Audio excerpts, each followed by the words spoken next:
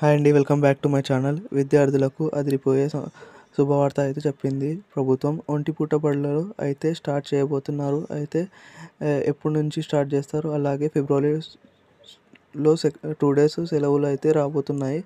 ఎప్పుడు అనేది వీడియోలో చెప్తాను. వీడియోని చివరి దాకా చూడండి. అలాగే ఛానల్ని సబ్స్క్రైబ్ చేయండి. లైక్ అండ్ షేర్ చేయడం మాత్రం మర్చిపోకండి. సో చూడండి, ఒంటి పూట బడులను ముందు నుంచే ప్రారంభించాలి అని ప్రభుత్వం అయితే కసరత్తు చేస్తుంది.